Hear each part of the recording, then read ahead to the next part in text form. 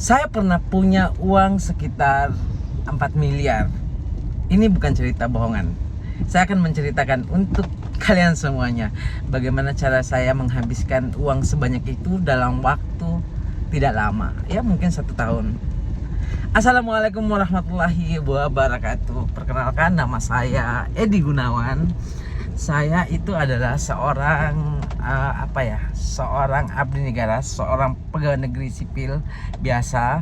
Kemudian saya punya sedikit usaha dan income-nya mungkin tidak sebanyak pengusaha-pengusaha besar ya, tapi ya lumayan lah untuk menghidupi diri sendiri dan keluarga. Di kesempatan kali ini saya ingin men-share kepada teman-temannya. Kalau dibilang mudah sih, ya mudah. Siapa sih yang tidak bisa menghabiskan uang 3 atau 4 miliar saat itu dalam waktu yang sangat-sangat singkat. Kalaupun akan diberikan kepada kalian, mungkin kalian juga bisa akan menghabiskannya. Mudah sekali kan untuk menghabiskan uang. Ya susah kan mengumpulkan, benar nggak ya? Ya. Saya cerita ini untuk menjadi pelajaran bagi kita semua bahwa seandainya kelak kalian itu punya uang sekitar 3-4 miliar itu, kalian akan pergunakan untuk apa biar tidak menyesal kemudian hari. Di tahun 2020 saat pandemi mulai timbul dan muncul, di sanalah semua berawal. Saya berpikir teman-teman saat itu tuh lagi gonjang-ganjing tentang COVID-19, tentang bagaimana, karena saat itu udah jangankan keluar rumah, di dalam rumah pun itu kita masih takut-takut akan sirine ambulans. Karena tahun 2020 sampai 2022 itu pun masih kayak mau dibilang perang dunia ketiga juga, itu rasanya seperti itu gitu loh. Bayangkan tidak semua orang bisa keluar rumah, ambulan di mana-mana, rumah sakit penuh, berita di media sosial itu menyeramkan, apalagi di belahan dunia manapun itu semua tercover atau terkena dampak daripada COVID-19. Jadi saya bercerita sampai saya pun bingung kenapa bisa uang itu bisa ada di tangan saya saat itu ya. Saya adalah seorang dokter. Saya kebetulan kerja di puskesmas. Saat itu kami pun ikut menangani pasien yang COVID-19.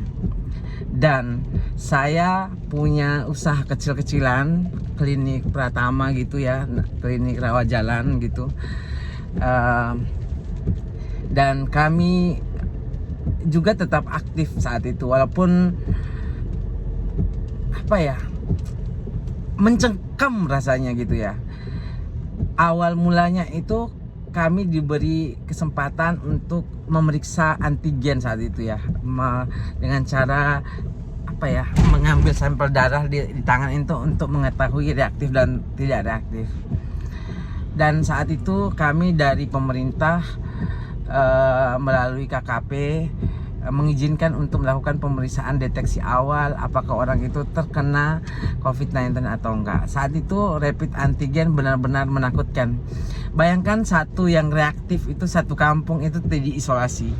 Saya bercerita ini benaran karena kami adalah salah satu saksi bahwa COVID-19 saat itu benar-benar menyeramkan. Di lain sisi, saya bertugas di puskesmas. Bayangkan saat itu ada sekitar 45 orang dari sekitar 130 orang pegawai di puskesmas saya itu reaktif semua. Akhirnya ditutuplah puskesmas itu. Karena profesi saya adalah seorang dokter, jadi kami tetap diberikan tugas untuk menangani COVID-19 saat itu. Benar-benar rasanya tidak adil gitu ya. Jangankan dokter ya, semua tenaga medis saat itu diberi wewenang untuk menangani pasien COVID-19 dalam keadaan APD yang sangat terbatas, masker yang harus dijahit sendiri gitu ya. Bayangkan semua saat itu sangat-sangat terbatas. Dan yang paling membuat saya teringat sampai sekarang itu adalah pada saat kita menggunakan APD lengkap itu rasanya seperti mau pergi berperang gitu ya. Rasanya seperti apa ya? Rasanya seperti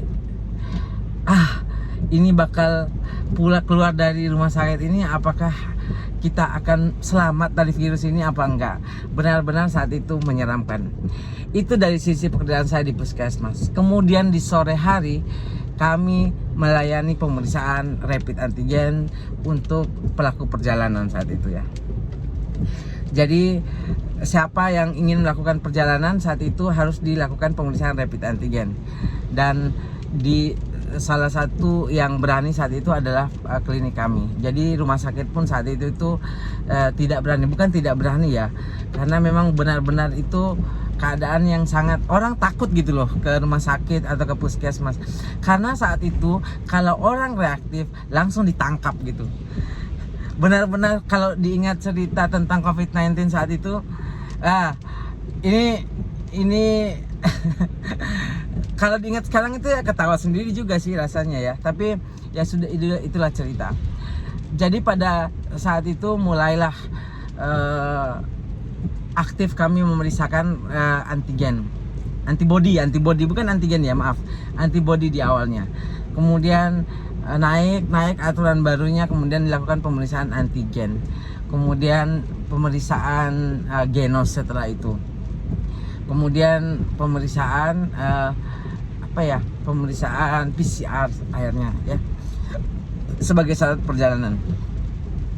Tapi ya selama 2 tahun kami bekerja itu akhirnya kami akhirnya dapat untung saat itu ya, dapat untung karena alat-alat antigen pun kami itu mengambilnya dari Jakarta. Jadi memang aktif kami saat itu tuh.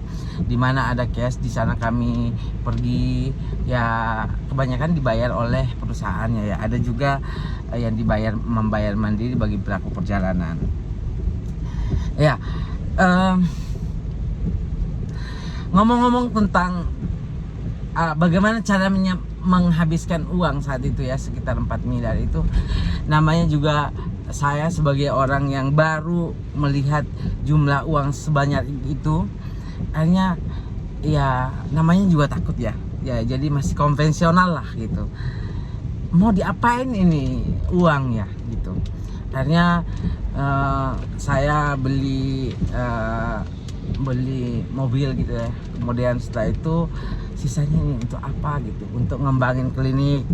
Kemudian mungkin habis sekitar ya nggak sampai banyak sih, sekitar 200-an 300-an lah.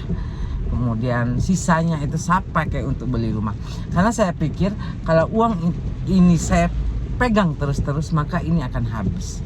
Jadi saya memilih untuk menggunakan uang itu untuk membeli alat-alat membeli properti maksudnya itu.